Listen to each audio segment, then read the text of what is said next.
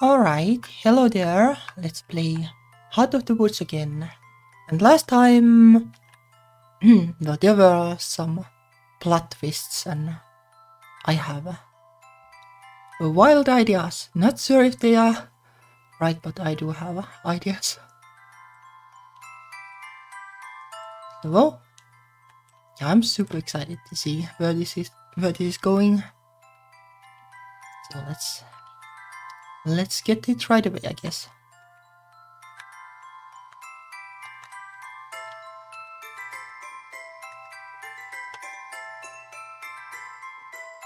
Well, like the theories I mostly have are about what is going to happen to Tara and Morgan. But like, I guess we'll play a little bit and then rant a little bit about my theories. Okay.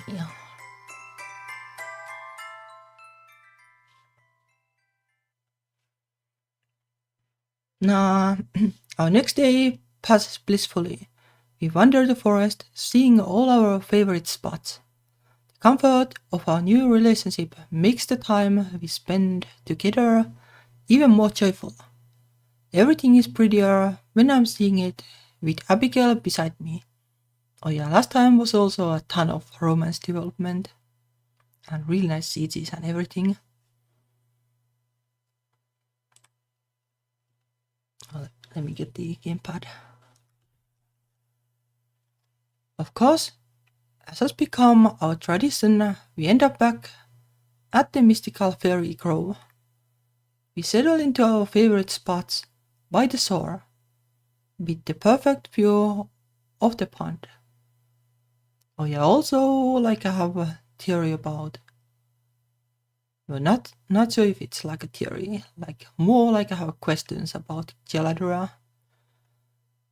Like I'm kinda leaning towards Geladura being just like the fairy that escaped, and the fairy queen is somewhere, or Evelyn has destroyed it. Could also be that the fairy queen, well, probably not. Like Abigail would have recognized it if it had anything to do with the spirit, so probably not, like they are different entities. As much as I love films, I have never been a big fan of romantic scenes. But I have been a fan. They always feel so forced. The soaring music, the obvious atmosphere, the cheesy dialogue, they are so divorced from real life that I just can't take them seriously.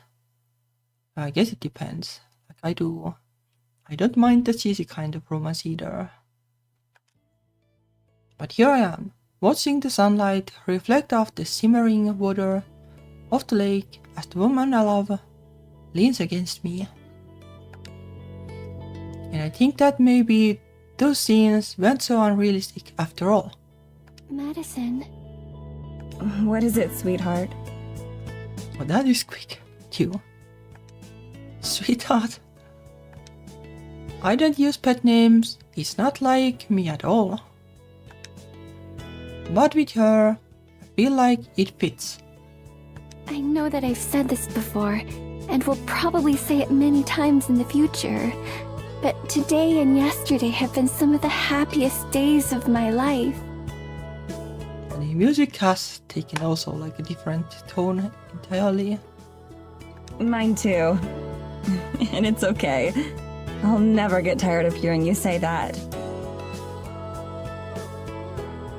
She smiles at me as soft as ever, but hidden in her expression and in her tone of voice, I can detect a tinge of sadness. I touch her face, running my thumb across her cheek. She closes her eyes and leans into the motion. Are you feeling okay? Of course. Why wouldn't I be? I don't know. You just looked a bit sad.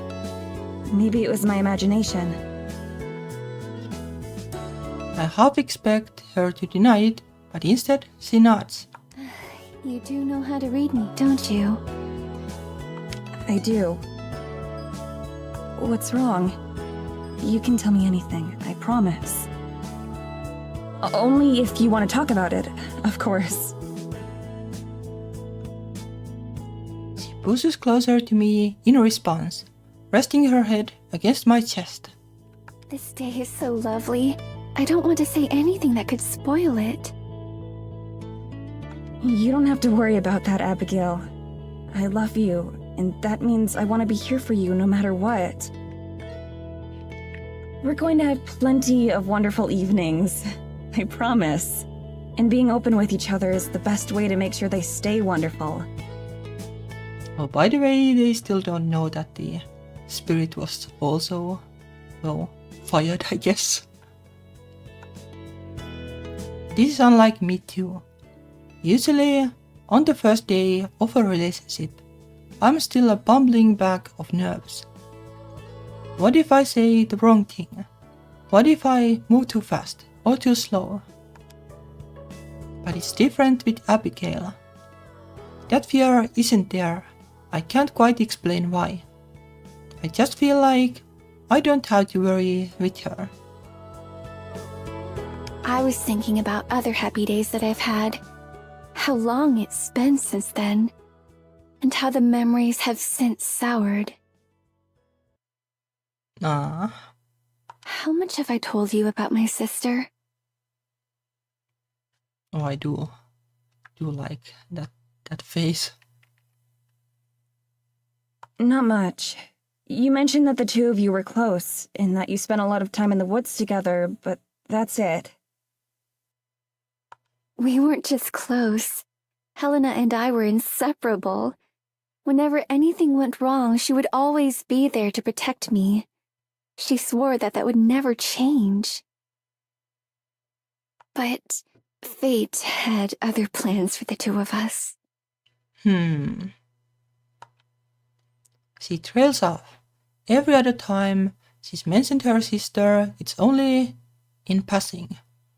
Her story last night about tracking deer is the only solid detail I have about her. I didn't even pay attention. At first, I expect her to stay quiet, like before, but instead she keeps talking. For as long as it's existed, Eisenfeld has had a curse, you could call it. A terrible monster who would destroy the village if given the chance. To appease its terrible rage, we would offer a sacrifice to it. Every generation, a new offering would be chosen. But it didn't just want flesh. But the image is the spirit though. Kinda. The head priest would take the sacrifice into the forest to be offered to the horrible spirit. The sacrifice's soul and the head priest's body would both be consumed.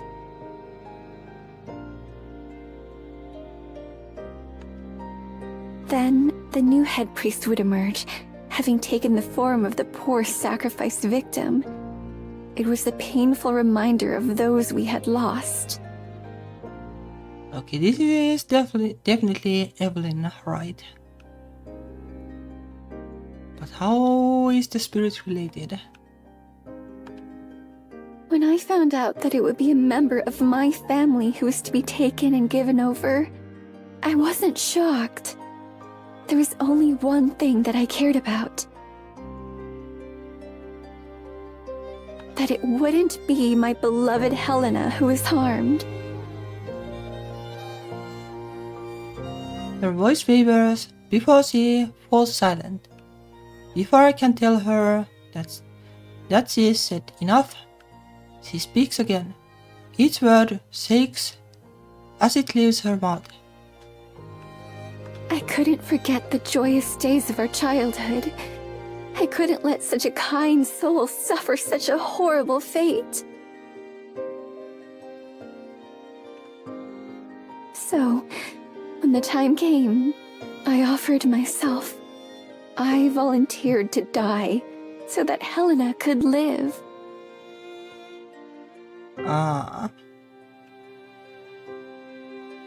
And that explains why she's dead but not why she's a ghost.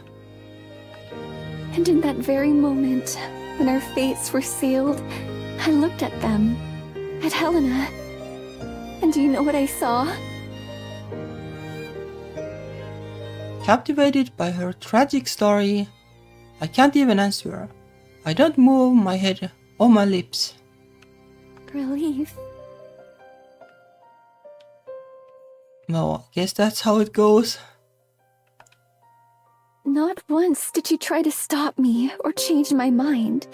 Not that I would have let her, but I don't think she even thanked me. Nah, yeah, that's kinda rough at least. Like, not thanking part. My parents cried, of course, but they didn't argue either. Neither of them stepped forward to take my place. No one did. Yeah, well, about that dying thing, well, people don't usually like it.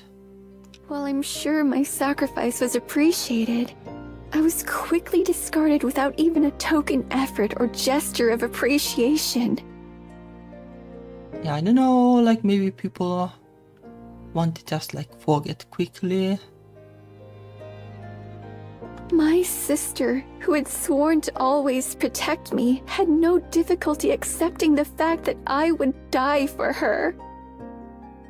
Well, you kinda like wanted to, I guess. What? She just gave you away? Just like that? Yeah, it is like a tricky situation. Like, surely, like at least thanking would be well the bare minimum you can do. Like even if you want to quickly forget, well, you probably want to do at least that. If death looms over you for long enough, it corrupts everything. Even love. It didn't corrupt you.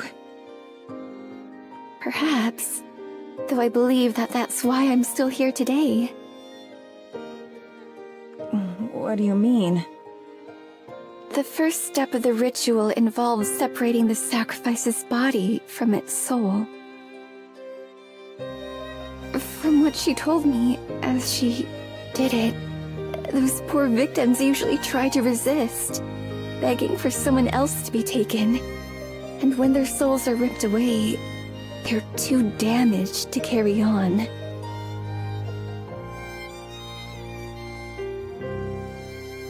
I didn't resist. I went peacefully. And so the gentle forest spirit, who I'd been raised to believe was some kind of demon, eventually came and took me away. And I've been here ever since.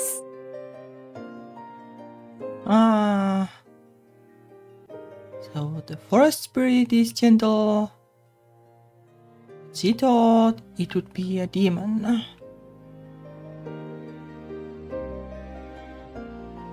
Is the forest spirit the same spirit they are sacrificing to? Her words carry a sense of finality, not knowing what else to do, and her still stunned what to do and still stunned by her story. I simply lean closer to her and pull her into my embrace. There aren't any words that could be enough. Physical comfort is all I can offer.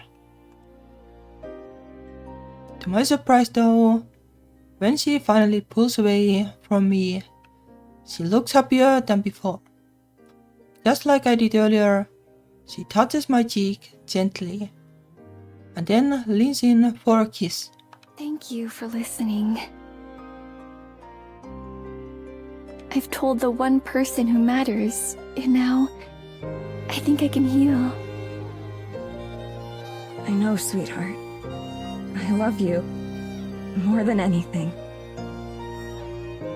I love you too. More than anything.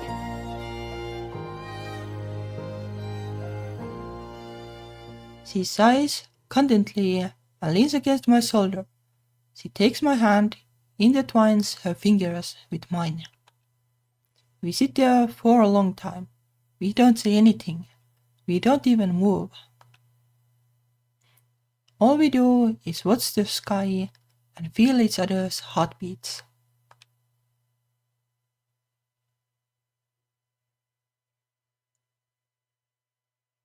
I wake up with a headache, and I know that something's wrong. Okay, finally they realize that the spirit has been fired. I'm alone. Abigail must have disentangled herself from my arms at some point, leaving me on my own. I get up and pace around the church, not seeing her. After a bit, I find her outside its doors. Good morning. Good morning, my love. Her lips smile, but her eyes don't. It's a look I'm pretty familiar with by now. I slip an arm around her as I take a spot by her side.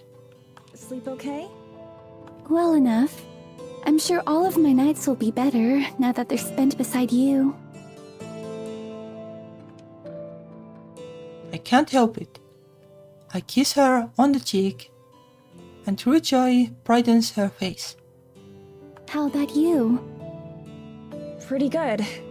I woke up with, a bad feeling, though. A bad feeling? About what? I'm not sure. My head kinda hurts, so maybe that's it? Actually, now that I think about it, this is the first actual pain I've felt since turning.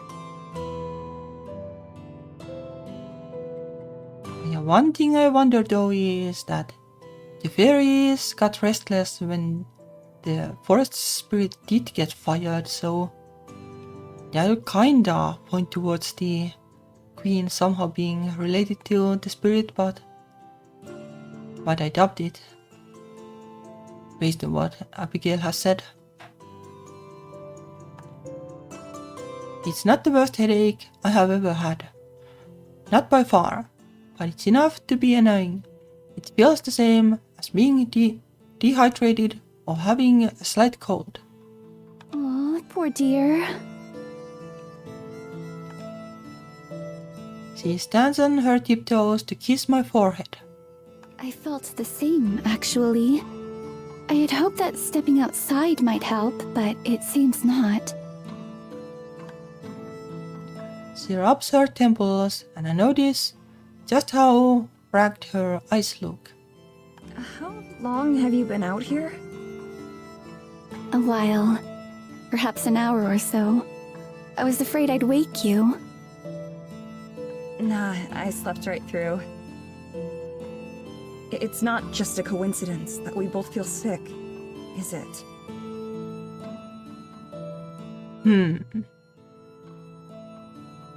So there are multiple spirits then, I guess. Or something. Yeah, the image of the sprite, the tiny one, wasn't the big tree. Ah, yeah, because the forest is all connected. Ah, and that explains. I guess the fairies are just being like that because they feel that something more is missing than before.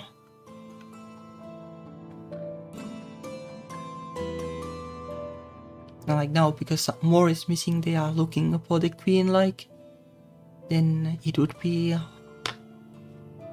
not the queen and the missing fairy, because it would be less missing or something. Yes. Abigail purses her lips. Her brief silence is enough confirmation.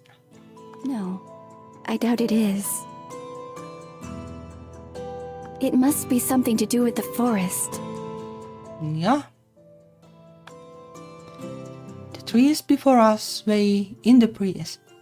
To me, they look the same as ever. No traces of lingering sickness or pain. So even if the spirit weren't like destroyed, like the one I'm thinking of, I kinda doubt there is a way for Maddie to go back anyway. It's not like it matters in that sense. You felt bad the other day, too. When we first met the fairies? Was it the same thing then? Most likely. Changes in the air. Something's happening. And it isn't good. I think of the fairies fleeing some unseen terror. Is it... Evelyn?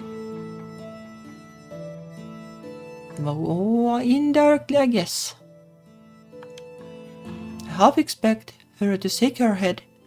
I want her to say no, but she nods.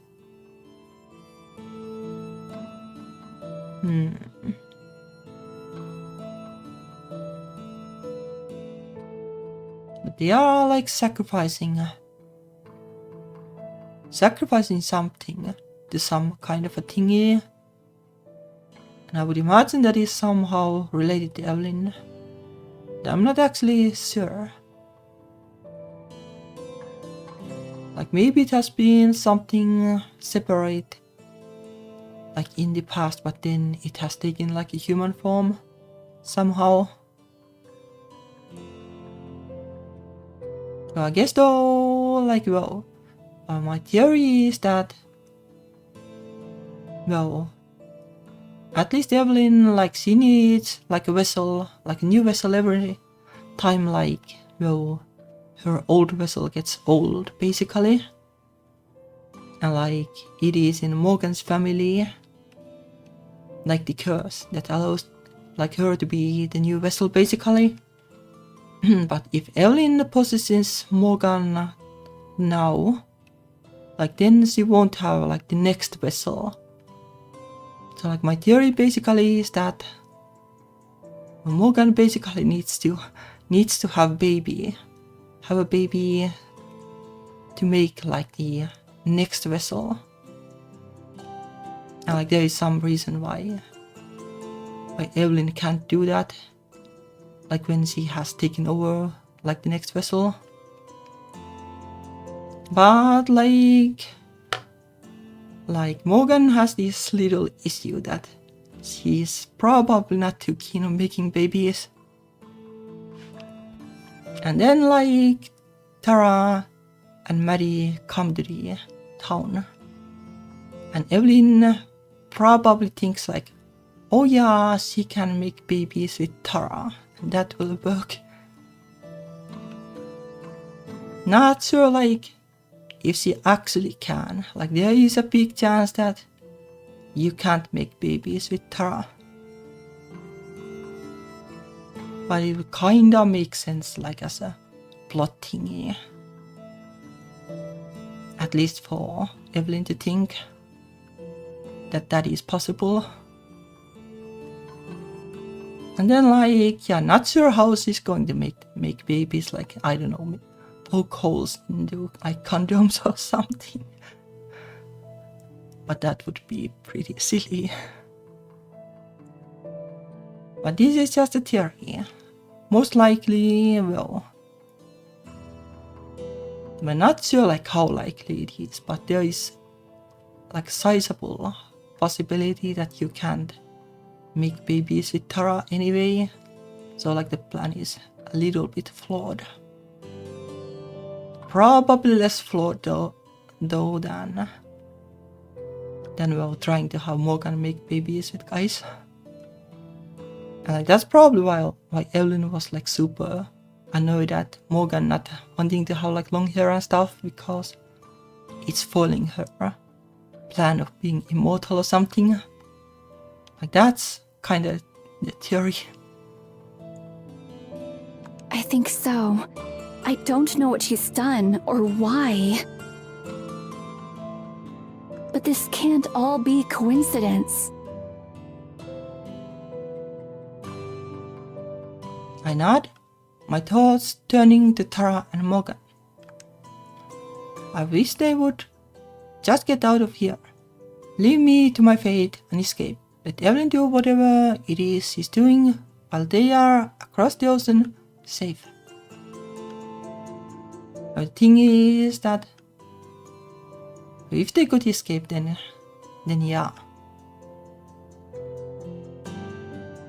But my theory is the reason why Evelyn doesn't want to destroy Tara.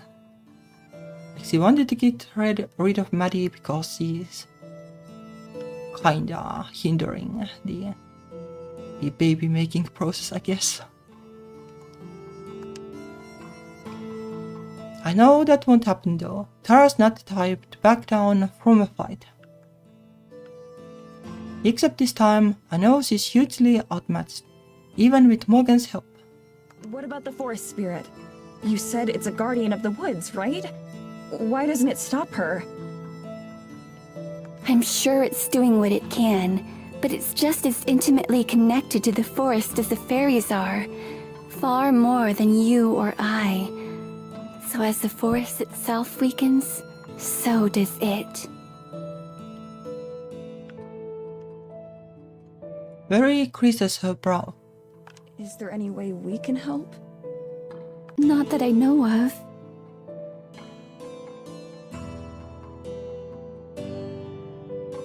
Yeah, we'll see the twist. I kinda want my theories to be wrong anyway because it's more funny that way. But we'll see. I can tell she's not really happy with that answer. Maybe we can think of something together. There has to be something we can do. Yes, perhaps. She looks up at me adoringly. I feel like I can accomplish anything with you by my side.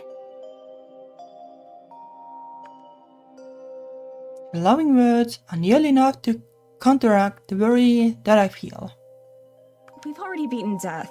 There's no way Evelyn can stop us. At least not a second time. She could call the Ghostbusters or something.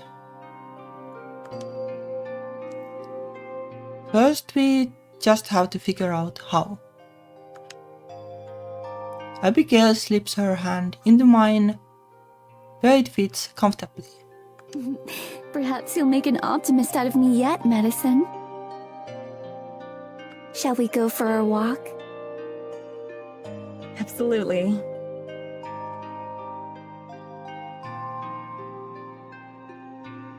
I'm glad that our changing relationship hasn't changed our routine. The walks around the forest keep me grounded. They are enjoyable, but also a solemn reminder of how trapped we are here. My dream of finding a way out hasn't disappeared or diminished at all. It just evolved to include Abigail too. There's no way I'm leaving these woods without her. We chat idly as we stroll, enjoying the newfound comfort and intimacy that comes from being lovers, rather than just friends. The pain in my head is still there, and I'm sure Abigail still suffers from hers as well. But it's easy enough to ignore, in lieu of the pleasure that simply being together brings. We have reached the edge of the fairy clearing, where we always seem to end up. Abigail is glued to my side. I wouldn't have it any other way. We're probably a little bit early to meet Alma, although they sometimes come by at this time. This grove is one of the easier places for the animals to come drink during winter, so it attracts all kinds of wildlife. Yeah, makes sense. Yeah, I've noticed all kinds of tracks in the snow leading around here. She nods, pleased. But then we enter the grove itself, and my blood runs cold. Just ahead, lying prone on the frozen ground, is a fawn that I just know is Alma. It's nearly dying, if not already dead. With a shriek, Abigail drops my hand. No! Nya! I can feel her anguish cut through me like a knife, visceral and burning. But they sure have been on a killing spree in the forest lately. Dashing over, hands outstretched, she falls to her knees and presses a tender hand against its snout.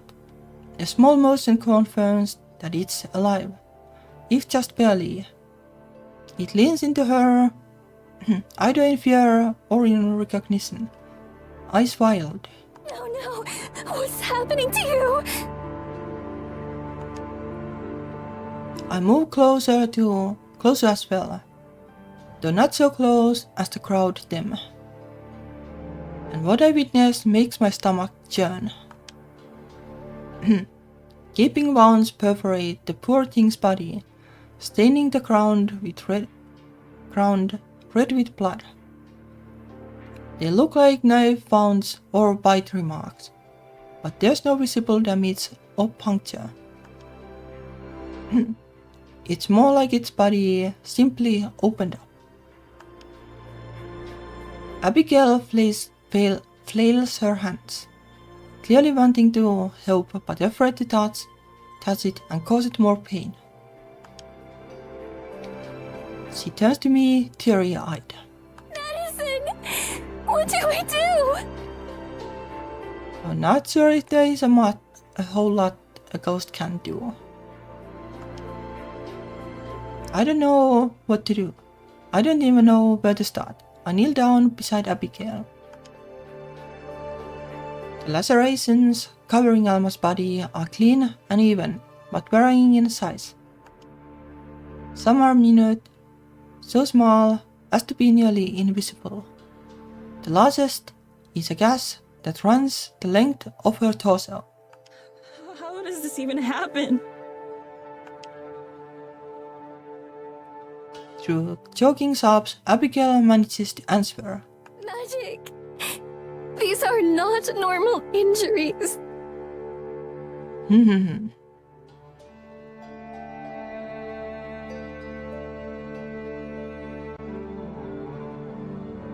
It's the forest. The forest is sicker than I thought. Yeah, well, it did take some damage, so yeah. And all of its children are hurting for it too. So we get headaches, while Alma gets this. I shudder. Is it random? Could it have just as easily been one of us lying here, bleeding out? Maybe our ghostliness is more of a bless than I thought, in this case. Though without it, we wouldn't be affected by the forest's illness at all. Leaning over, I gently stroke the deer's head. Its breathing is restless and agonized, but it seems to register my presence. My thumb presses against a wound that I didn't notice, and I jerk my hand back while Alma groans in pain. I'm sorry! The deer's blood is viscous, unnaturally so, and slick like motor oil. It sticks to my fingers, stretched and webbing. It's neither warm nor cold. It's unnervingly neutral. I try to rub it off in the snow, but my fingers pass through the ice and dirt, of course. My hand trembles with the disgusting feeling that it will never be clean again. Abigail is still beside herself, wringing her hands impotently. There's nothing that either of us can do. Just sit there and wait as Alma passes away in agony. But then, a tremor reverberates through the clearing. The ground shakes, and snow is rattled from the branches. Fairy bubbles dance up and down. Abigail and I both face the forest in the direction of the sound, already knowing what's coming. The forest spirit strides into view, as tall as the trees, but no taller. It brushes past trees with no notice of the branches and snow that it disturbs. As it draws into the clearing, it acknowledges us with a level gaze. It's been a while since Abigail and I have been by to see it. The deer looks up at the forest spirit with pained recognition, its eyes wide and breathing shallow with pathetic relief. Abigail looks up at it too, tearfully, clearly glad to see it. The spirit looms closer, its great presence alone seeming to revitalize the air around us. My headache vanishes in an instant. The spirit stretches out one immense finger, throwing from head to tail across the deer's mangled body. The two lock eyes, and as the spirit retracts its hand, it curls the finger inwards, calling Alma to it. In one motion, the deer's eyes roll backwards as life exits its body. Well, rip deer. At the same time, its spectral form, ephemeral and perfect, rises from its corpse. Boundless as in life, it gives us one last glance, and then it springs across the fallen snow, before vanishing into thin air. Gone to join some spectral herd somewhere. Abby wipes her eyes of tears and stands. She moves to the spirit's side and gently pats it. Thank you. I'm glad you came. The spirit's shoulders sag, its branches hanging low, and still despite the slight breeze. I notice what looks like burn marks on its hide. The part of its wooden skin is blackened and dark. Without a doubt, it's Evelyn's doing as well. I'm reminded of an old man putting a child to rest, sorrow and surely pain as well weigh heavily on it. I wonder how it knew to come. Did it feel Alma's pain, or perhaps Abigail's? Bearing the emotional weight of an entire ecosystem, my heart aches for the spirit as well as for Abigail, who seems forever hurt by her powerlessness.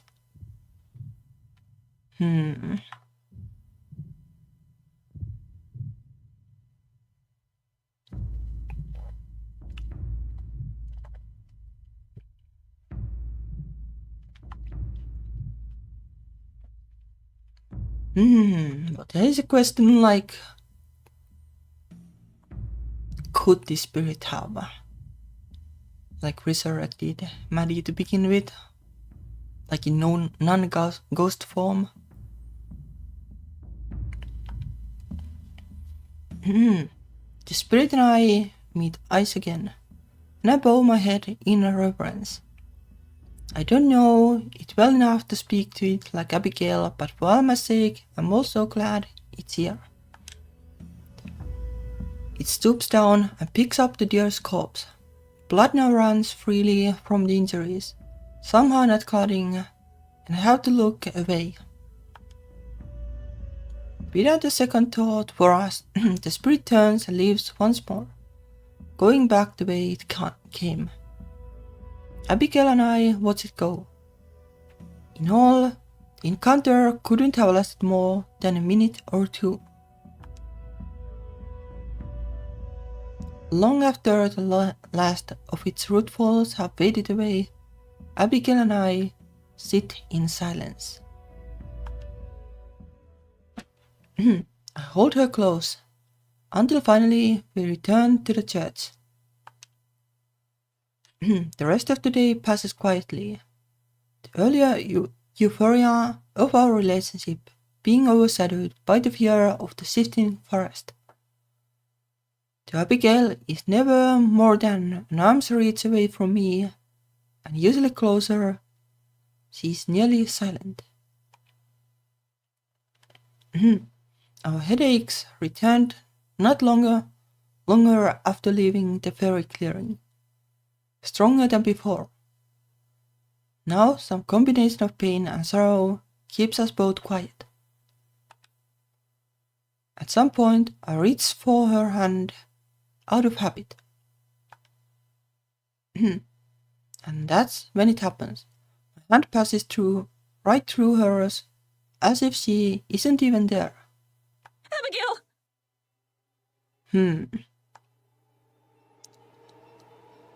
I say the first thing that comes to mind. With a fright, she leaps up, searching around for the source of my panic. Seems she didn't even feel it. Look! I reach for her hand, and once again it passes right through. Just like when we first met, before we could even speak with each other. She understands instantly. Oh no. Oh no, no! What's happening? Are you okay? Do you feel any different? I don't know enough about magic to even start to guess why this might be happening to her. Should we take you to the forest spirit? Or get you some rest? Or... Madison, it's not me. What? It's you. I look down at myself. Sure enough, my whole body is slightly transparent. I can see the floor of the church through myself. Vertigo hits me, and I stumble. Abigail lurches forward to catch me, but of course she isn't able to. Dread fills my heart. Please no, not again. What do I do? I slap my hand, a pathetically ridiculous action. I can't even feel it. My own hand goes right through me. Shaky, Abigail stands up, holding her head. Something's happening to the forest. This must all be connected somehow. It's simply impossible otherwise. What could Evelyn be doing? I know that she has to be involved. I don't even have to ask. Okay, that's why they fired the tree, I guess. Because Evelyn wanted to get rid of Madison. Oh, hello in the chat.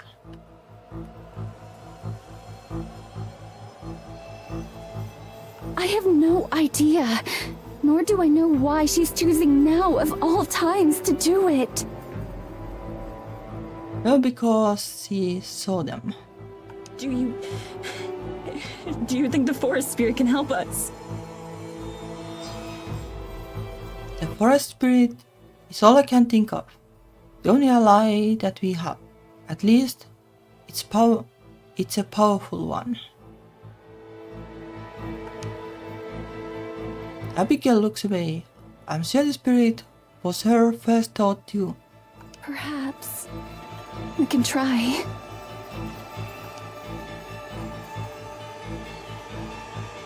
Wordlessly, she heads out of the church and I follow beside her.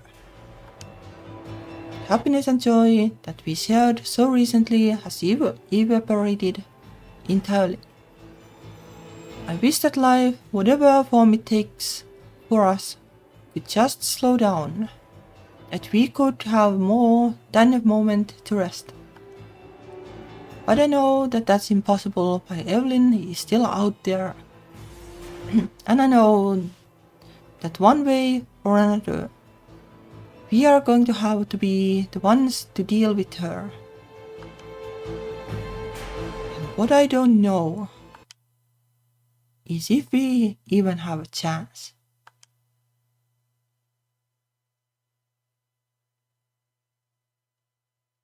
Do you know what's going on? Has something like this happened to you before? It hasn't.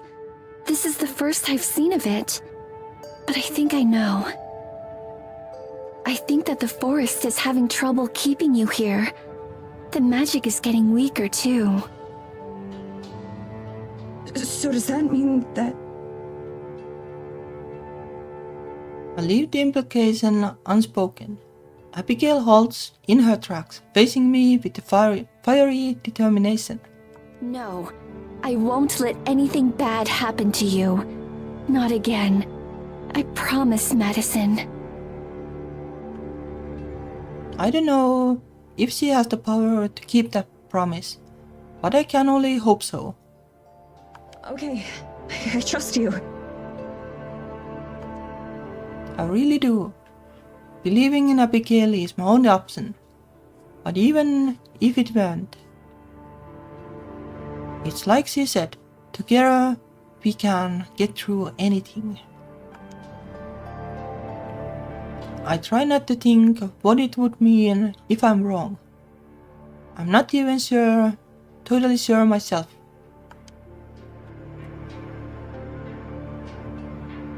Would I just cease to exist? Go on to an afterlife, something else? Now the options are especially appealing, and I know that dwelling on them will only make me feel worse. So I just focus on the here and now, and on sticking close to Abigail. Even I can tell that she's right when she says the whole forest is affected. Aside from the harsh winds, everything else feels subdued somehow. The trees don't seem to stand as tall, and the leaves and needles look dull, even by wintry standards. What little sunlight there is feels dreary, rather than bright. I wonder, like when they were like early in the game, like all of them were in the church and they saw the big the big spirit thingy. Like, I wonder if that is like different than the small spirit. Like if the big one is the one that got burned and the small one survived. I don't know, like maybe all the spirits are kind of the same. Like one unity and one of them got destroyed.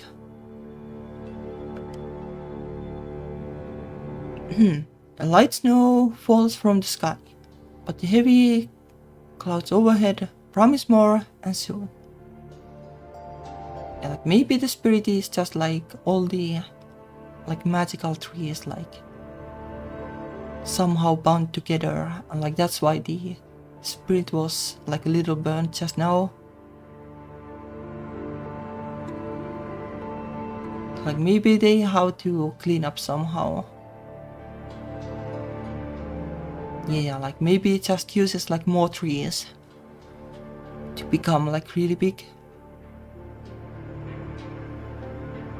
Maybe they need to like somehow clean up the burnt and probably like poisoned part.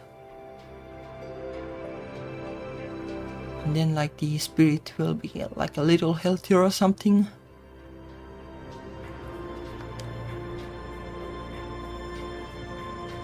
It occurs to me that we have been walking longer than we normally have to. Instead of changing the forest path to get us there quickly. We are following the regular route through the trees. Hey, why aren't we taking a shortcut through the forest? Is it too sick to let us do that? Wringing her hands, Abigail looks away. It's more that I'm afraid to try. If I push myself too hard, then... She leaves the consequences unspoken. I can imagine what they might be. The same as what's happening to me, or worse. Whatever exactly that is. We're doing like a Kareen kinda thing, I guess. Yeah, I hadn't thought about that. It's okay. Take as much time as you need. It's been so long since I visited the spirit. Our brief moment in the grove with Alma was the first time in days. I wonder if it's missed me. Of course it has. Who wouldn't? You're far too sweet, Madison.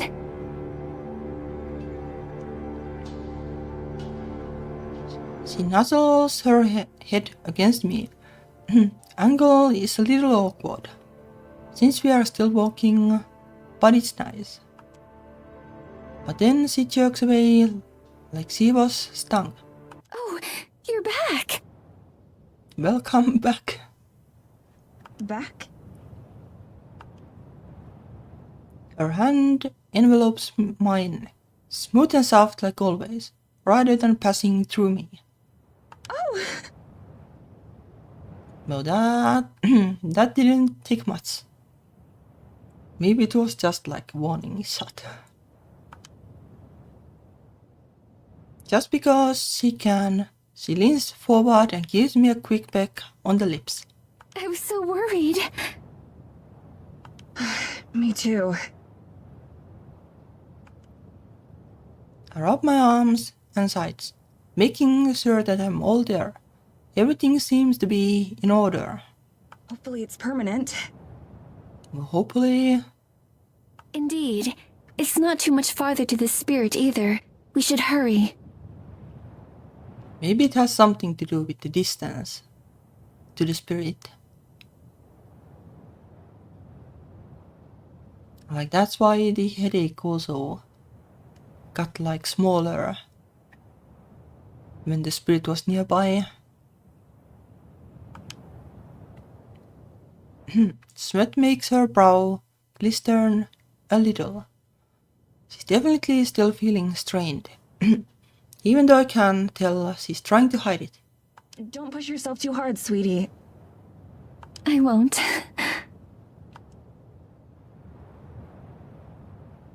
Still, despite the words, the longer we walk, the more visible a toll it seems to take on her. Her steps slow down, even though she wanted to hurry, and her breathing sounds labored, I guess. Are you sure you're all right? I'm fine. It's just... Rubbing her eyes, she shakes her head. Right then, a pile of snow hits the ground a few feet away from us. Looking up, I spot the tree drooping. Its boughs angled down as if bent. It's the forest again. Not me alone. She voices what I already knew. Something terrible must have happened for it to be this way. Yeah, yep, the fire thing. Since I'm unable to feel the forest like she can, all I can do is watch and worry. Just now? Or at least today? Maybe. Or we may only now be feeling the effects. I'm not sure. I can tell by the frustration in her voice that she's nearly as in the dark about all of this as I am. I have to remind myself that what she knows, she only picked up by intuition and years of observation. I'm fortunate to have a guide as knowledgeable as she is about her situation. even if she doesn't know everything. I know when she's getting close to the grove of ancestral trees. From the change in the air and the way that the trees are larger than before. That profound sense of being watched and of primal energy is still present, but even that feels mellower. Or maybe strained. Through everything, there's also the acrid smell of smoke. Suddenly, Abigail lets out a yelp of horror and dashes forward. Abigail! I follow right on her heels. Oh no. Now they finally found out. It doesn't take long to discover what she found.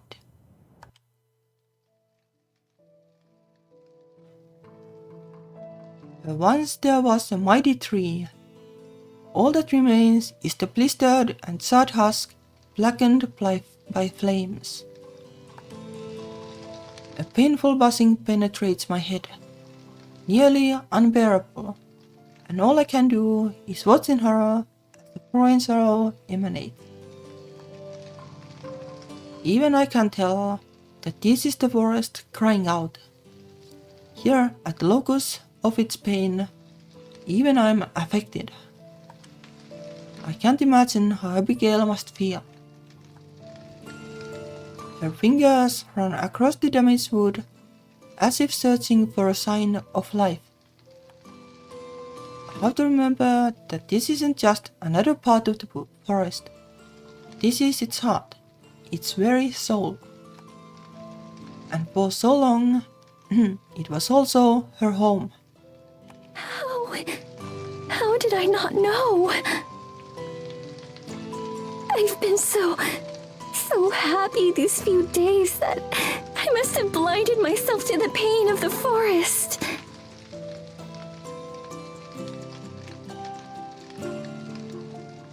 From behind, I wrap my arms around her, pressing my face against her shoulder.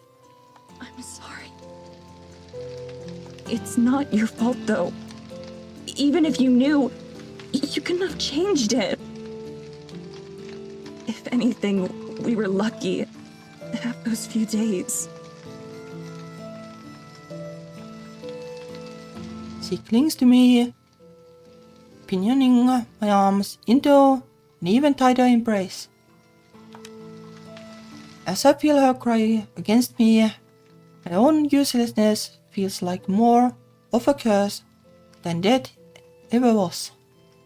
I wish there was some magic word or spell that I could use to make things better. But all I can do is hug her tightly and warmly and hope that I'm as much of a reassurance for her as she is for me.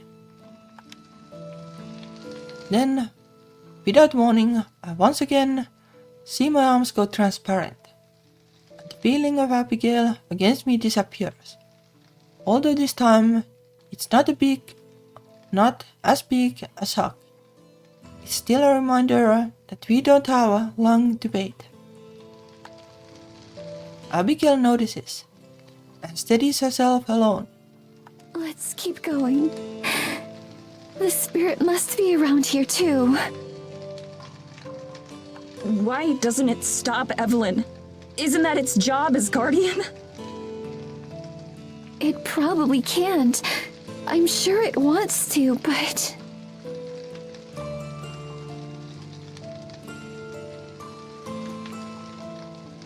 So like what is Evelyn? And like what does the Fairy Queen have to do with it? Like the Fairy Queen could have something to do with Evelyn, but it is probably the thing they sacrificed like, people to. That is Evelyn somehow. It relies on the forest for strength. So if the forest is weak, then it must be too. In fact, that may be Evelyn's intention. The sinking feeling in my stomach intensifies. If she's even stronger than the forest spirit, then what hope do we have? I don't voice that fear though. I'm sure Abigail already worried about the same thing. It isn't much longer before we encounter the spirit. At first, we almost miss it. The forest spirit stands idle in a clearing, as if lost in thought. It barely seems to notice us when we approach. A slight tilt of its head is the only acknowledgement we get. It's small, smaller than I have seen it before. It's barely as tall as I am. The lights in its eyes, usually bright and terrifying, have gone dim. It looks more like the wounded deer from the clearing the other day than the being who helped it pass on. Just like the trees it protects, its branches sag and are bare. A few have jagged ends, as if something snapped them off. None of the wildlife that usually accompany it is around. Instead, it seems alone and abandoned. Though it hasn't been long since we saw it last, it looks significantly pained. I wonder if its salvation of Alma was taxing on it. Abigail cries out again.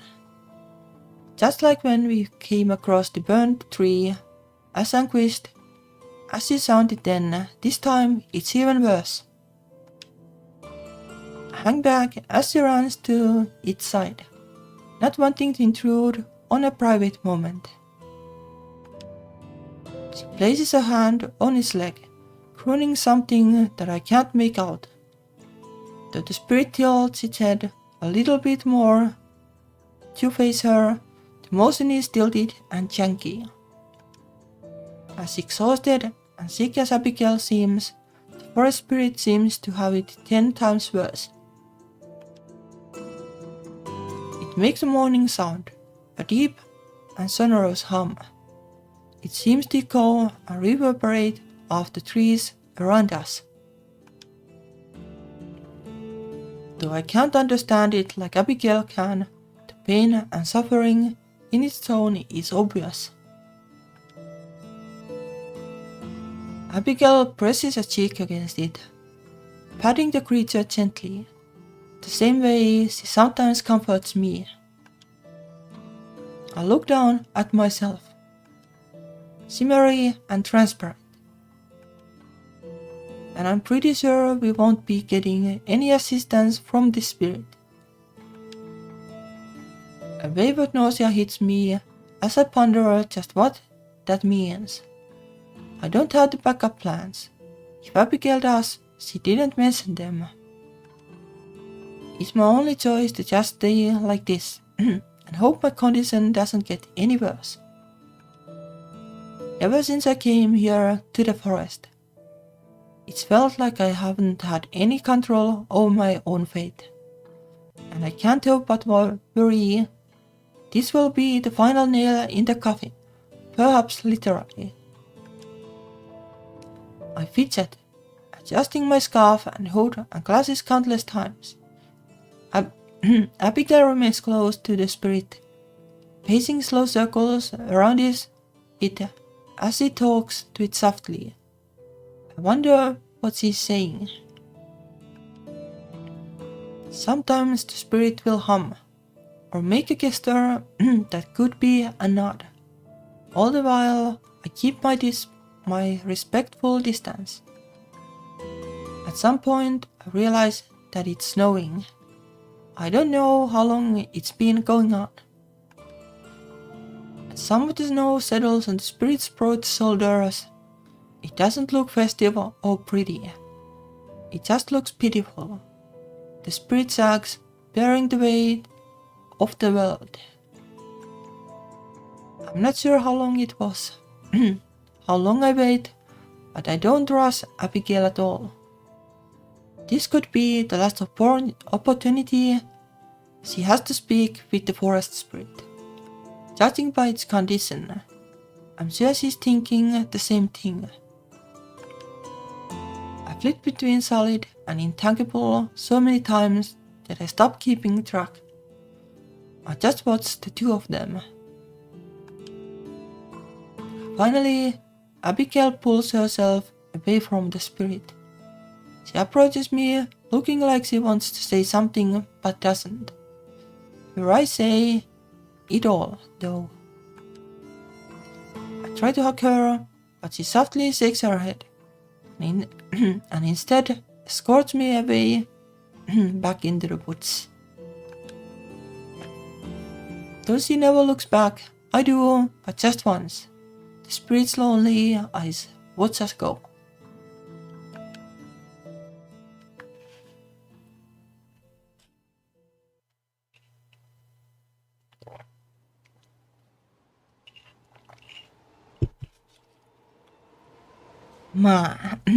It is quite a bit of reading this time.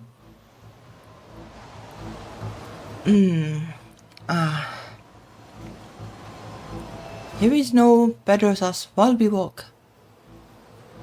Though of course its chill doesn't reach us, our visibility is effectively zero. Too big to even alter the path of the forest, Abigail clings to my side, trusting me to lead us back to the church. Although I maintain a brave face, I'm not fully confident in my ability to get us there. The blizzard calls to my mind memories of the day I died, although I don't let myself dwell on them. I'm not alone this time, and I have someone more to live for. Our journey is strenuous. We move at a glacial pace, but it's the fastest that Abigail can manage. Her steps are heavy and slow, and as much as I want to urge her along, I know that I can't. I'm glad that she's watching the ground and her feet rather than me, so that she doesn't have to see the worry on my face. Every time I start to think that I have got this whole ghost thing figured out, something new arises to complicate it all over again. And this time I don't even have Abigail's experience to guide me. What happens if she loses the ability to walk altogether, or to speak? What happens if the magic that keeps me here runs out? Occasional flickering of my body makes that a real concern right now. I hold tightly to her hand, the only anchor of comfort and security right now. But even that has grown clammy and cold. Swallowing a lump in my throat, we march on. Trees bow in the wind, trying to turn their backs against it. For the first time that I can remember, there aren't any woodland creatures out and about. No mice or rabbit, or chirping birds, not even a panicked deer, phasing in and out of existence like me. It may as well be me and her and no one else in the universe. Come on, I'm sure we're almost there. It can't be much further. I say the words for my own sake as much as for hers. Though in truth, I have no idea if I'm right or not. For all I know, we could be heading in the totally opposite direction of the church. Even then, once we arrive at the church, I'm not sure what to do. Will she get better with time to rest? Will I? Right now, the church is just a goal. It gives us something tangible to work towards. Something to keep our feet moving slowly or not. I'm sure you're right. Her voice is barely a murmur. I can only hope that she's saving her energy on purpose. I'm afraid to ask. I wonder how much of what's happening is by the mayor's design. While everything stems from her, it's impossible to know how much was deliberate and how much was simply a ripple effect from what she's done. I wonder if she even considers us a threat or gives us any thought at all. If she doesn't, then maybe we can use that against her. Of course, first we have to reach a point where we can do that. During a momentary lapse in the blizzard, I'm able to make out a welcome sight in the haze. A warped and curled tree that I distinctly remember from an earlier trip. Look, you recognize that tree too, right? I'm pretty sure you were the one who showed it to me the first time. We're almost home. Abigail nods weakly, though she doesn't say anything. I squeeze her hand, trying to impart some strength into her. It kills me to see her like this, and I'd give anything to be able to help her. Almost there, you've got this. She nods again, unable to do or say more. Except she doesn't stop nodding, like a bobblehead. I tug her along, trying to lead her the rest of the short way, but she's rooted to the spot. Listen. And then she collapses. I jolt and choke on nodding as I gasp for a breath that I don't actually need. Abigail has fallen to her knees. I didn't even feel her hand slip out of mine. I try to take the... Why is it doing this? It's kinda annoying. It takes me a moment to understand. I immediately wish that I hadn't. Oh my god, I just stopped existing for a second. Profound dread grips my heart. Looking down at myself once again, I can see right through my hand and arm to the snow accumulating beneath us. Not good. This is extremely not good. I collapse to the ground beside Abigail, but at least of my own accord. I try to shake her by the shoulder, but it takes several tries before I can maintain a form long enough to even touch her. I'm sorry, Medicine. I just need a little break. With visible effort, she turns to look at me. I don't think she even realizes what's happening. But then I face into non-existence for another moment, and when I come back, horror is clearly etched into her face. Finding some hidden reserve energy, she lunges toward me and grabs my hand. Immediately, everything goes back to normal. Medicine, are you okay? Can you hear me? I'm fine now. I hold her hands a bit tighter to reaffirm it. Are you okay though? I'm just a little tired is all. She pulls herself up again, looking more than a little tired. Immediately she sways and nearly falls, but I catch and steady her. She leans into me and I pull her into a hug. I'm sorry. I'm so sorry. It's okay. Yeah, hopefully it's okay. Gently, I stroke her hair. In truth, I'm terrified, but I don't want her to see that. It would only make things worse. I guide Abigail over to a fallen tree where we can sit down, indifferent to the blizzard. Even though the church isn't much farther, I don't want to push her too much right now. I wrap one arm around her as we sit, and I hold her close. I wonder if this is again like a wild theory, but maybe the spirit passed its energy to Abigail or something. Or maybe Abigail passed energy to the spirit to keep it alive, and that's why she's weak. Where can we go for help? Maybe if the forest spirit sees how rough it is for us.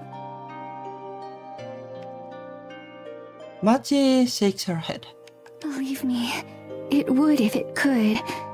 But I fear that it's even weaker than I am right now. It's much more in tune with the forest than me, so it's suffering the effects even more strongly. Okay, I guess then it's business as usual. All of this because Evelyn killed one tree? It wasn't just any tree. It was one of the ancestral trees. The oldest one. They're the heart of the forest.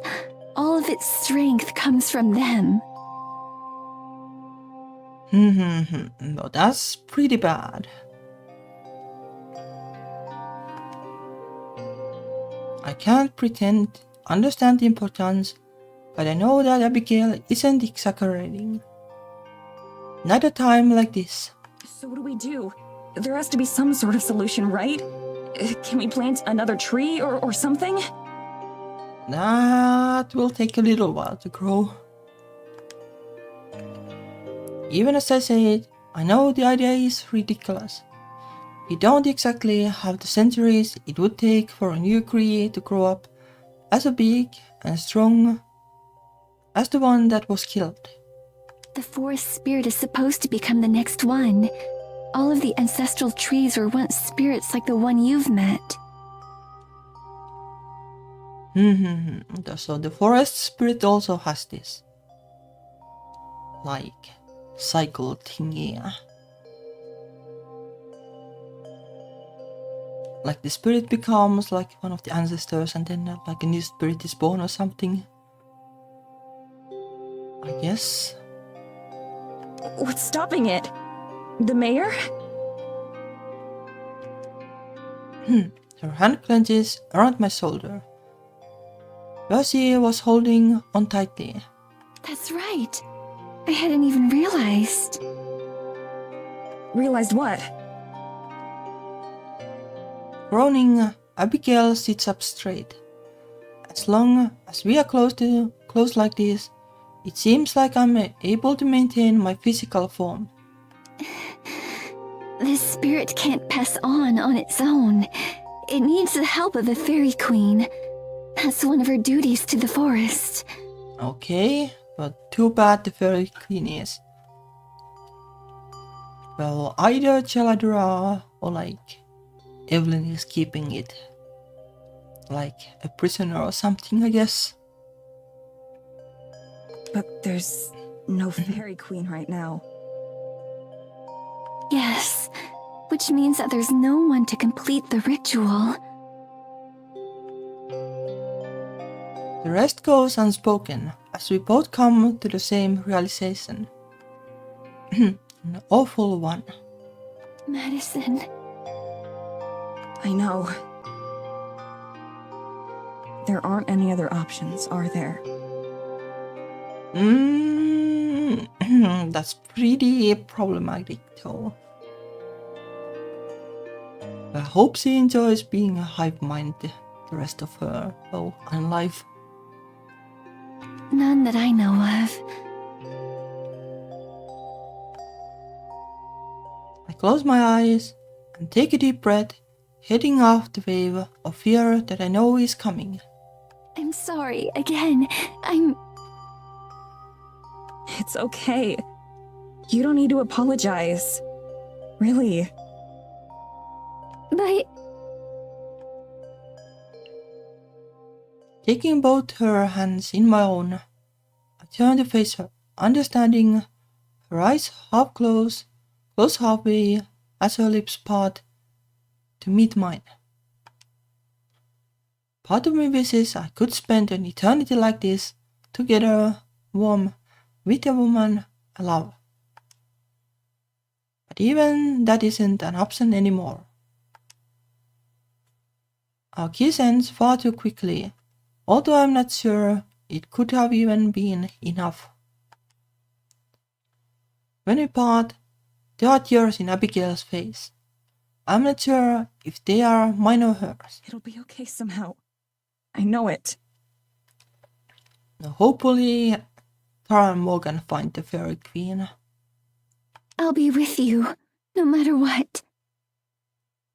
I know. Thank you. Seriously. I couldn't do this without you. I love you. I love you too.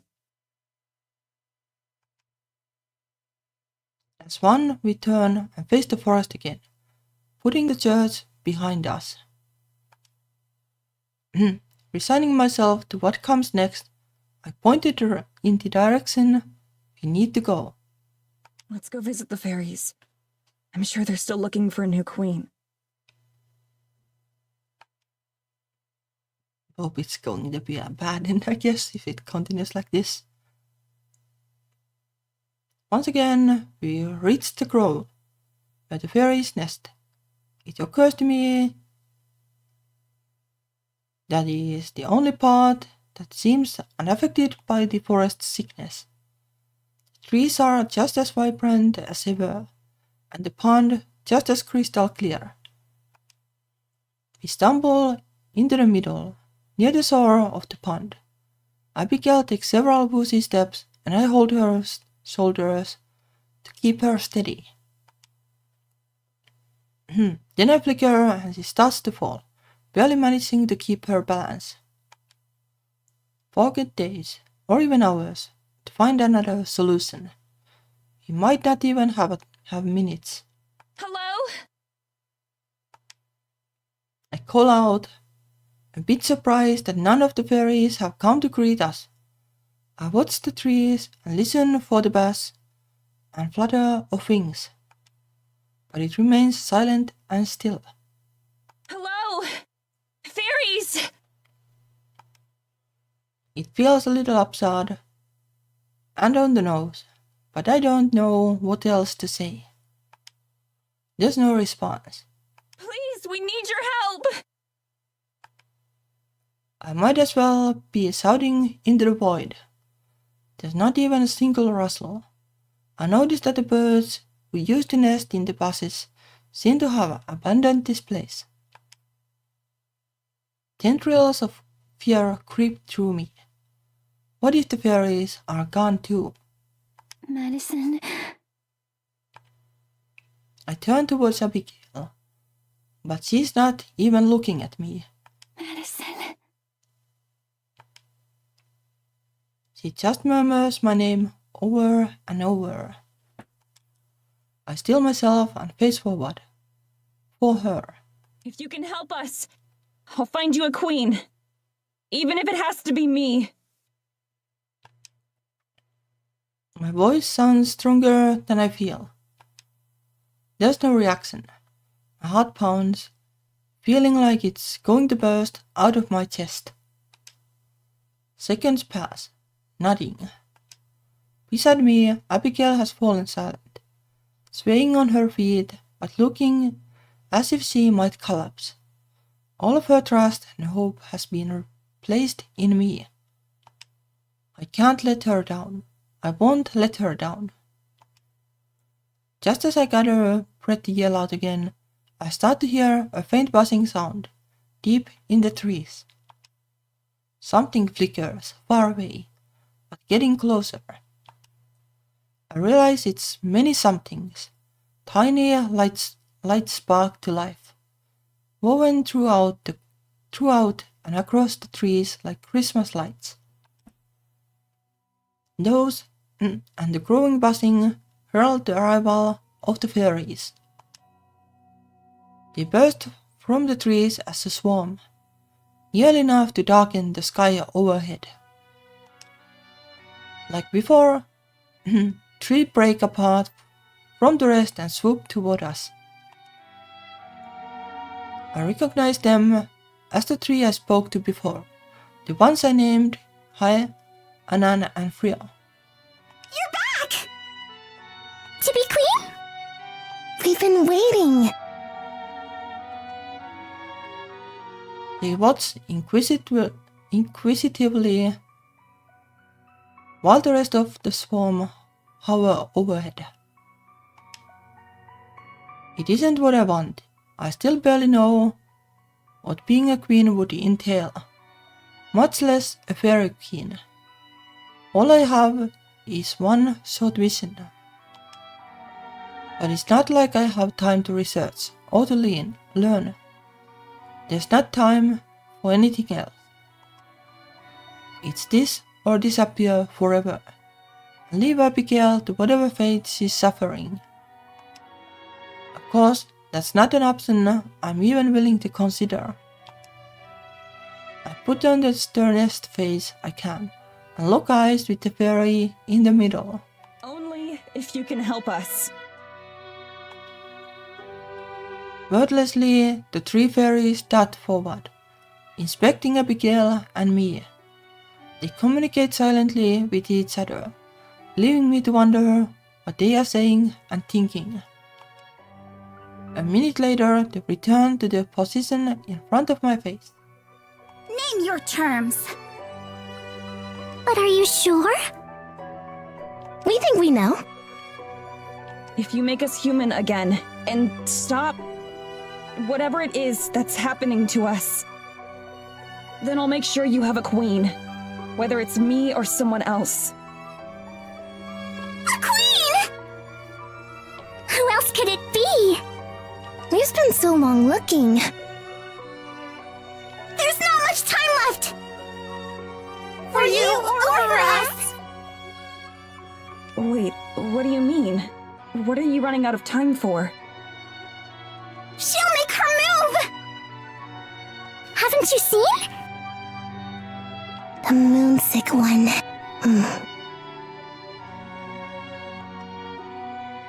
Moonsick. There's that word again. Moonsick one. You mean Evelyn? Evelyn! A human name. It must be her. I don't fully follow, but there's no one else they could be referring to. There's so much that I want to ask, but can't right now. How long do we have? Until the moon is at its brightest! That's when she's strongest. Will you be ready then? I'll have to be. I haven't been paying much attention to the moon, but I know that it can't be more than a week until it's full. Probably less. I really wish I had Tara's stupid search to use as reference right now. Oh, I see. Tara. In all of this, I haven't even really been considering that by becoming human again, not just a ghost, I'll be able to see her. That's at least one big upside. Although I don't know where we'll even begin catching up. Still, that's something else to be figured out later. Facing the fairies, I nod. Okay. We can start preparing! Are you ready? It won't take long. Yeah. I just need a moment to get ready too. The fairies flit off and rejoin the rest of their kind, not bothering to respond. That's fine by me. I turn back to Abigail, who's been silent throughout this entire thing. At first, I thought maybe she'd passed out, but instead she's watching me with anxious eyes. Medicine, are you sure? Softly, she leans against me. Well, she kind of falls. Yes, I'm sure. The fairies have all gathered nearer the pond, close to one of the trees. They watch us intently, ruining the chance of any private moment. I kiss Abigail's cheek and feel her nuzzle against me for just a moment. I love you, Madison. She says it with more strength than she has been able to muster so far. I love you too. We look into each other's eyes for one last moment. Then I turn and stride toward the fairies. I don't let myself look down. I don't let my hands shake. I keep my steps measured and even. I only glance back once to where Abigail is watching me. Then I, Frio and Alan descend once more. Frio loosely grips a crown of woven flowers and leaves, as out of season as the rest of this grove. I would say that it doesn't feel real, but to tell the truth, it's been a long time since anything has. Is it time? We hope it is. Just put this on. That's it. All I have to do is put on the crown? That's all for you. Is that too much? We'll do the rest. Okay. Frio hands me the crown. I let it rest on my palms. It's light, barely noticeable. The flowers are all woven together so deftly that I have to wonder if it was made by magic. It's also slightly warm, like it had just been sitting in the sun for a while. I swallow the lump in my throat. This is what's best for everyone. Not just for me or Abigail, but with one swift motion. Oh, I reach up and place the crown on my head.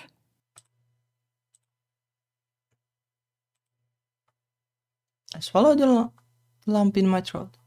This is what's best for everyone, not just me or Abigail, but for the whole forest. It fits perfectly, as if it was made for me. I wonder if it was. The moment it touches my hair, the fairies start to move. They chatter out loud, but there are so many of them speaking that it's impossible to hear what they're saying. I don't even know if they're human words. Altogether, they sound like a forest of rustling leaves. I shut my eyes as I feel a tingling sensation. It starts at the top of my head and slowly works its way through me. It's not uncomfortable at all, but it also isn't anything ignorable. Something soft brushes against my face and hands. It feels like snow, but isn't cold. And when it melts away, there's no trace of wetness left behind. An invisible force feels like it's tugging me in every direction at once, but I stay rooted to the spot. A light scent of pine fills my nose. Somehow, it's nostalgic. I open my eyes, still in the middle of my metamorphosis.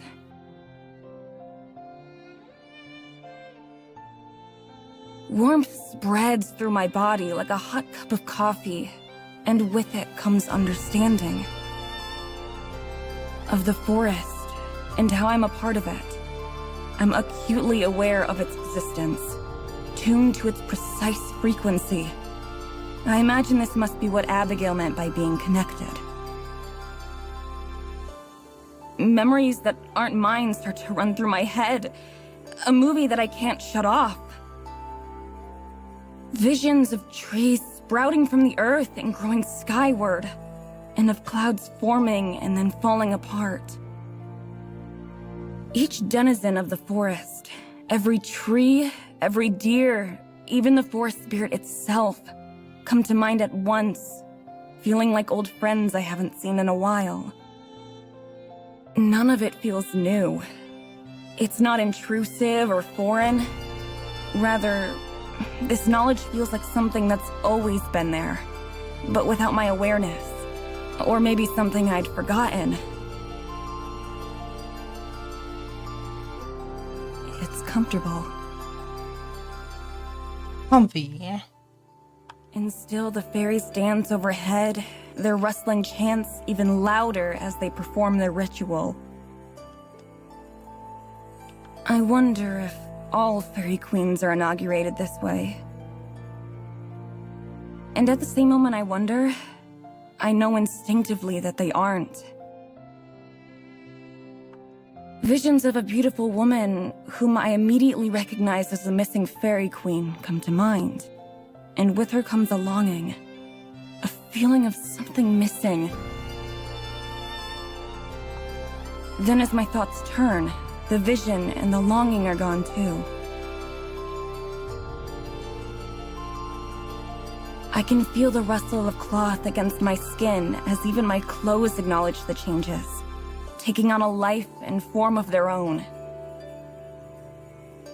They lengthen and stretch and puff out, becoming a dress more elaborate and beautiful than anything I've ever worn before. Living, breathing flowers bloom from its hem right before my eyes, matching the crown on my head.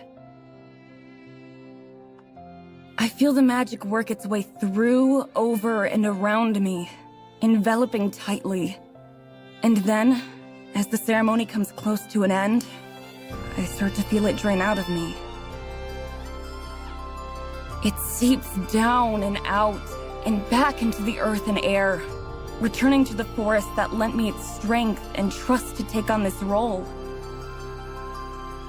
As I heave a deep breath, the enormity of the responsibility that's been placed on me feels heavy, but not unbearably so. If anything, I'm reassured by the competence and power that I can simply feel that I have. I'm not invincible. I know that much. But for the first time in ages, I feel like I'm in control. I stumbled, just a little bit, as my feet touched the ground that I never knew I'd left. The instant that I do, the last of the shifting magic leaves me, although I can still feel it as part of the forest. Without anyone saying anything, without any confirmation, I simply know. It's done. Yay, it is done. Something is done. I've become the fairy queen.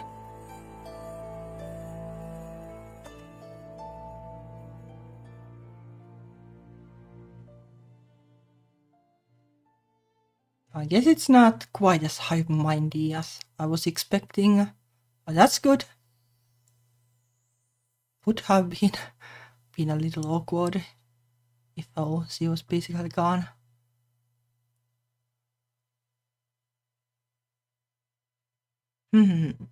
Let's play like 20 minutes more.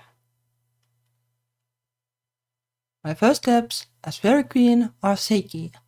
At any moment, it feels like my legs might give out from under me.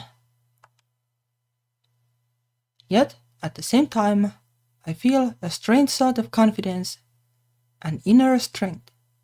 I don't know if magic literally courses through my veins or not, but it feels that way. My next few steps as Fairy Queen are easier. I keep my gaze fixed on Abigail as I make my way towards her. She waits impatiently, concern clearly etched on her face. The fairies buzz agitatedly over my head, darting and dashing in pointless patterns. Though they don't vocalize anything, I can hear the voices clearly in my head. Okay, now I understand. Like the fairies, like they were like stressed because they knew that the fairy queen is needed for making the next spirit basically. And that's why they were looking for a fairy queen. Our queen!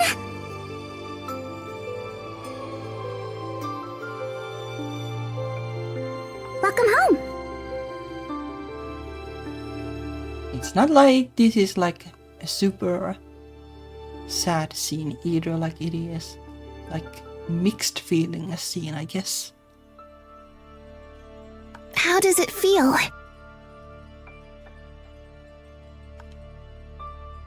I acknowledge the words, and at the same time I can feel myself be acknowledged. It comes as naturally as breathing. I promise that I'll get to them in a moment. Madison, are you alright? She clings to my side, her slender arms tight around me. Though I'm not shaking anymore, her presence is still infinitely reassuring. I press my lips to her head, and we sway gently back and forth. I can feel her too, as a part of the forest. Her presence is as warm and comforting in my head as in my arms. Oh, I guess like her terms to the fairies was that like make them human. I was thinking like will they become like non-ghost humans, but maybe the wish was more like don't make me a hive mind kind of fairy queen. I'm fine. I'm totally fine. She makes a sound that I think is a gasp, but that I soon realize is a sob. Abigail cries against my shoulder, her arms tightening like a vice. I don't ever want to let her go. I hold her as tightly as I can, while her body is racked with sobs. Her breath and ears are warm, almost painfully hot. The thin lace of my new outfit does little to inhibit them. I'm so sorry that all of this is happening. I'm sorry. Gently, I find her hands and take them in mine. I squeeze them, trying to impart the same kind of solace that she gives to me. It's okay. Really. I'm happy things turned out this way. I'm glad that I met you, no matter the circumstances. Her cries get stronger, and I drop one of her hands in order to brush her hair back from her tear-stained face. We hold each other tightly until she's able to calm down. Meanwhile, the fairies still continue to circle overhead, although they remain respectfully silent. Finally, Abigail heaves a steady breath and steps back just a little bit. I'm sorry again. It was just that seeing you there with the fairy light. I mean, you looked beautiful. You still do. More than beautiful. But it made me again realize everything that you've gone through. Everything I've put you through. I press a finger to her lips. She looks up at me, surprised, replacing the sadness. But this is all Morgan's fault, so she doesn't need to apologize. It's okay. I'd go through all of it again to end up here with you. I mean it. Abigail sniffles heavily. and I can tell that she's trying not to cry again. You can make it up to me by getting out of all of this with me. She nods. That sounds more like a gift to me than the other way around. But I'll keep being selfish and take it. Good. I want you to be selfish. We kiss quickly and briefly, then separate. I look up at the fairies above me, who are glad to be noticed again. Thank you for saving me like this. I owe you my life. Somehow, I ended up owing my life to way more people than I ever expected to. You have 3 days to keep it. That's right! You're running out of time! We can't wait much longer! I know. I'll find a queen for you. I know that it won't be as easy as I make it sound. After meeting some of the Eisenfeld locals, I don't get the impression that any of them would be interested in the offer. Still, I have 3 days to figure it out. Okay, so basically, well, she is the fairy queen, but only temporarily, unless she doesn't find one. Or something. I'm not quite sure about this. Something along those lines, I guess. But fairy queen is surely Celadura. Either that or Evelyn is holding her hostage. Probably Celadura. We'll be waiting. We know we'll see you again. With a new queen or not. The ritual finished, the fairies quickly disperse back into the trees. I'm glad there's no more ceremony or ritual to go along with my transformation. Alone with Abigail once more, I head to the shore of the pond so that I can finally get a full glimpse of myself. I can barely recognize my own reflection. The girl staring back at me from beneath the water looks much more suited to the position of queen than I expected. She looks calm and confident, like she's unafraid of whatever happens next. I hope I'm not just fooling myself. I turn this way and that, admiring my new outfit. Atop my head, the flower crown that the fairies gave me fits comfortably. I wonder if it's meant to tempt me into staying. Abigail moves closer, peering into the water with me. Our reflections next to each other serve as a visible reminder as to why I can't stay.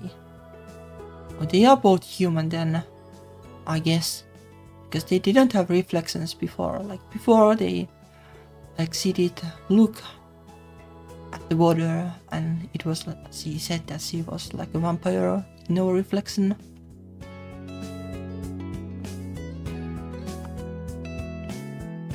As comfortable and satisfying as this newfound gift is, I have no desire to keep it at the cost of our freedom. I'll get us out of this. Are you ready to go? I am. Okay, first things first, we need to get in touch with Morgan and Tara. They probably know more about the mayor than we do. Yeah, no, they got a little contact with her magic, I guess. I'll also set my mind at ease a lot. It will also set my mind at ease a lot. There's so much that I need to say to Tara. Even if I spend all 3 of our days just talking with her, there still wouldn't be enough time. How will we do that? Going into the village would be far too dangerous. We don't have to. We just have to get to the cabin. Yeah, they can use phones and internet, I guess. I flex my finger, still acutely aware of the magical tingling. And that's easy like this. Abigail runs her fingers over mine, her skin angelically soft like always. All right. I trust you. While my fingers squeezing her hand again. Thank you. Speaking of which, there's something I think we should do. I pause a moment while she waits expectantly, much like the way my coronation just ended. What I'm about to say seems unceremonious. I think I can return us to the physical plane too. Both of us. It takes a second for the implication to sink in, before Abigail's eyes grow wide as saucers. Madison! Are you sure? Her hand clutches her heart. Yeah, I can't explain how I know, but I just do. There's a lot of stuff that I can do now. That's convenient. But that way, you'll be able to talk with Morgan and Tara too. And I know that we'll need all the help we can get at the end. I keep banishing thoughts of what that end will be, because there's only one way that this can end, putting a stop to Evelyn once and for all. I don't need that weighing on my mind along with everything else right now. I understand. You know that I wouldn't just abandon you, Madison. I know. Abigail takes a deep breath, steadying herself. Okay. I'm ready. Silently, I step forward, taking her other hand in mine as well. I close my eyes and bow my head, and I feel her do the same. I can feel the magic course through me and out of me, spreading like vines from my fingers. It affects both me and her, taking our very forms and rebinding them to the mortal world where they belong. I can feel Abigail tense up and hear her breathing getting shallow. Still, I keep my eyes closed, willing the magic to continue working. It obeys my whims effortlessly. And then, after a minute that feels like an hour, the flow of magic slows and then stops. I open my eyes. Abigail is still there, her hands warm in mine, her eyes slowly open as well, meeting mine. This close together, I can feel her breath form against my face. How do you feel? A light breeze blows through. For the first time in 200 years, Abigail's gown sways in the wind. It's cold. Well, no surprise there. She says and laughs, pressing herself even more tightly against me. Abigail shivers, her teeth begin chattering within seconds of her transformation. Despite how poofy it is, her gown really isn't very warm at all. Fortunately, the chill doesn't bother me. It wouldn't make sense for a fairy queen to be susceptible to the cold. But taking care of Abigail is a pressing matter. Let's go to the cabin. I can get us there quickly. She just nods, wrapping her arms tightly around herself. I hug her tightly as well and access the magic once again. This time, I'll use it to transport us across the forest to its very boundary where the cabin is, and where my powers stop being useful.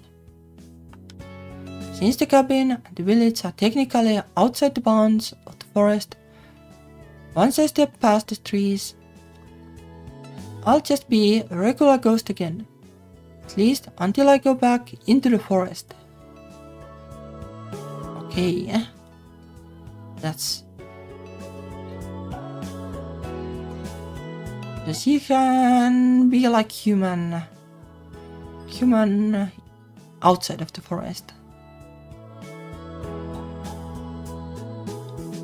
Well, I mean, can't. Like, she's a ghost when she leaves, but still, she's somehow human when she is in the forest or something. Kinda confusing how this mechanics works, but okay. So I can't get too far away. If Evelyn were to find out where we are, or make some move against us, I'd be powerless to stop her. Better to not ever even give her that opportunity. Still, the transportation is smooth. It doesn't even feel like we move. Instead, we close our eyes in the fairy clearing, and when we open them again, the cabin is just in front of us. Or like maybe they are ghosts, but like just manifesting or something basically. Seeing it again strikes a pang in my heart. It feels like forever ago. I guess technically it was a lifetime ago. There's no time to get sentimental though. Not when a big girl's like this. Instead we hurry to the front door. Miraculously, the door is unlocked. I guess Morgan and Tara had more important things to worry about than locking up the last time they were here. Okay, they can open the door, so I don't really understand like which they are. I rush inside and I turn on both the lights and the heater. As warm air cranks out, Abigail's relief is palpable and immediate. She settles down onto one of the chairs, confidence outweighing even her curiosity for just a moment. Better? Much. She luxuriates in the feeling, eyes closed in bliss. Her fingers absent-mindedly scrape the soft cushion of the couch, which she presses her back into. It's so soft. Then she leaps to her feet, zooming towards the kitchen. She drags her fingers along every different surface as she goes, stopping to examine most of them. She rubs the edge of the counter. Madison is so smooth and cold. The sink, she examines the faucets intently before spinning one of them. Cold water pours out over her hands. She yelps in shock, but quickly grins. Madison, it's like a river.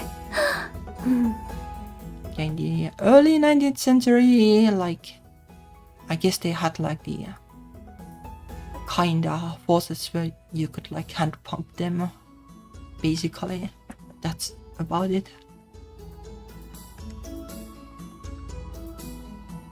Even in the late 19th century, not all houses had running water. When she reaches the heater, which is pretty much keeping her alive right now, like a cat, she basks in front of it, releasing the warmth. Each sensation seems to bring her immeasurable joy. For me, it had been a couple weeks. For Abigail, it had been 200 years without feeling warmth or cold or textures. I watched fondly. I wish we had more time to enjoy ourselves. more time to show her modern things like films. I remind myself that I can't think like that. We just don't have the time yet. We just have to get through this. Then we'll have all the time in the world. I'm going to get you some warmer clothes. I'll be right back. All right. She's still plopped in front of the heater, closer than I would have thought is comfortable. Smiling, I head into what had once been my bedroom. It's been rearranged a bit. My suitcase has been shoved to one corner, forgotten. My laptop sits atop my bed, although most of the video gear is missing. Tara and Morgan must have taken it with them when they left. Good thinking.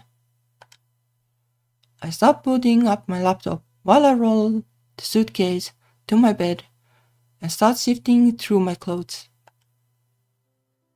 After everything I have been through, the actions feel so mundane that I have to give myself myself a second just to let it all sink in. Everything's been moving so fast since that night Abigail and I kissed by the water. There's hardly been a chance to breathe. Still, being back on familiar territory with familiar comforts is reassuring. It makes me feel like a human again. Something as simple as being able to push a button on my computer and watch it respond is a little miracle that I don't think I'll take for granted again. Getting used to the necessities of normal life, like eating and sleeping, will definitely take some time though. Same with keeping warm. Unfortunately for Abigail, my clothes are the only option she has. They won't fit her as well. They should be better than that nightgown she's been wearing for so long. A complete outfit with a cute hat. I hope she likes it. Here you go. They're not the best fit, but they should at least keep you warm. Abigail hurries over and reverently takes the bundle from me. Are these your clothes? Yeah, they are. I hope that's okay.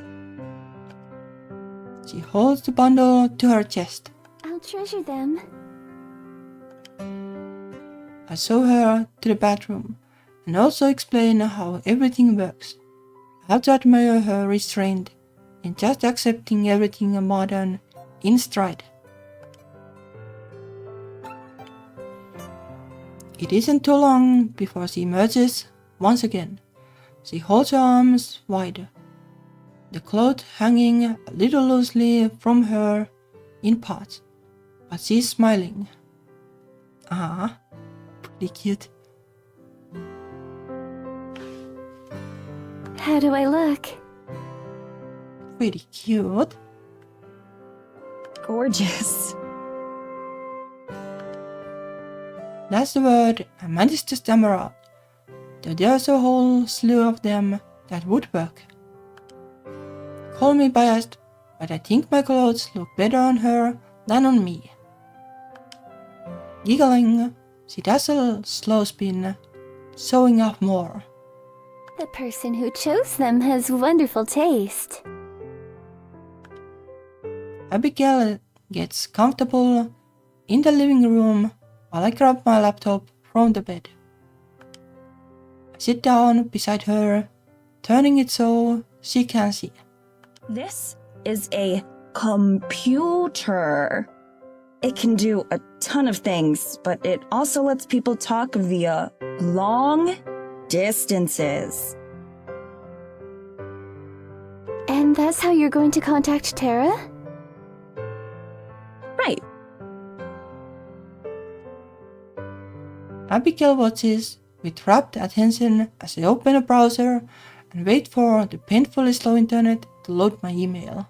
There are so many different pictures and words. Don't you ever lose track of where you are? Not really. You get used to it. Surely you're being modest. I imagine very few people could operate one of these. I love her. I wish. But really, most people have one of their own. Or even more than one. They're a really common part of everyday life. I see. In that case, you'll have to teach me. Definitely. For now, though, I'm going to send that message. How will it be transported? Wirelessly. It's like magic. It's, I try to think of how to explain this. Then I realized that I have the perfect analogy. You know how the forest is all totally connected? Like, how you can sense all the different parts of it? Abigail nods. Slowly her face gets paler. Medicine. Don't tell me that modern people are connected in the same way. Well, kinda, but instead like the fairies. Like being nice to each other and like in total understanding and everything people can't be connected, but they can also troll each other and stuff instead of playing nice. I can't help it. I burst out laughing. Indignantly, she waits for me to finish. It takes me past the point of having tears in my eyes before I do. I can see that I was wrong. She pretends to pout, though I can see in her eyes that she's just playing. I'm sorry. I'm sorry. It's just that you look so horrified. She loves too. Well, imagine how I feel. Apparently nothing is impossible anymore, so I simply have to assume the worst. She snuggles against me, pressing her cheek against my shoulder to show that she's only pretending to be upset. So, go on, do explain it then. It's not the people who are connected, but the machines. If you have a computer, you can send a message instantly to any other computer in the world. No, not any. It's more complicated than that, but that's the easy way to put it. I see. So you're going to send a message to Tara's computer. Yeah? Right. I'm going to tell her to come and meet us here. I hope she'll believe it's me. I'm sure that she'll know, somehow. I nod, entering Tara's email address into the field. It feels absurdly formal to be sending an email, of all things, to get in touch with her. I don't think we have ever had an email conversation in our lives. I leave the subject line blank. Anything I could put there would feel comical. Well, I don't know, like you could put like subject like, I'm back alive.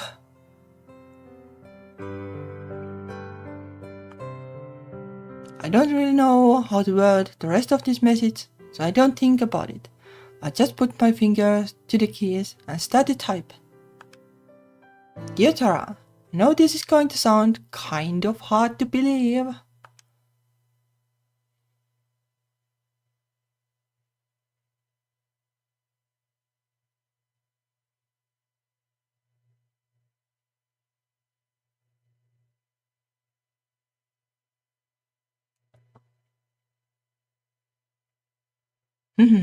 Or maybe we could call it a day here. I'll be streaming tomorrow too. Like somehow my voice hasn't been like super super great today. So I'll save some of that for tomorrow. But yeah, some like plot twists. Kinda disagree with them becoming, well, alive so easily, but well, maybe it's just that I don't like really understand how the mechanic works, but yeah. Well, it is how it is, I guess. Like, yeah, well, I guess I wasn't paying like super much attention either because I was like jumping there and stuff. But like, well,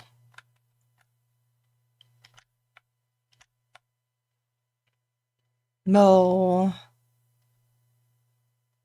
like I assume they aren't like fully alive. Or maybe they are, but like the magic just is limited to the forest or something. Oh well. Oh well. Maybe I'll like revisit the recording and try to figure out how it works. Or maybe we'll figure it out tomorrow anyway. Anyway, yeah, it was some plot twists. But it seems that, well, yeah, it is a fairy tale, I guess. So I guess it doesn't like need to make like 100% sense. But yeah. I think they probably are human. Like she did ask from the fairies that they are human. So I guess they are. Like it's a little bit hard to follow, but yeah, I guess they are human now. And it's just like it's just the magic that doesn't extend outside of the forest. Something. Like I think they said that the cabin is kinda outside of the forest. So I guess that's how it works. Anyway, yeah. We'll figure out tomorrow like what the details are. And well, maybe we'll see all of them like together. Anyway, yeah. It was a lot of fun. Thank you for the comments and everything. And thank you for watching. And see you tomorrow, or well, whenever it fits you. Bye bye.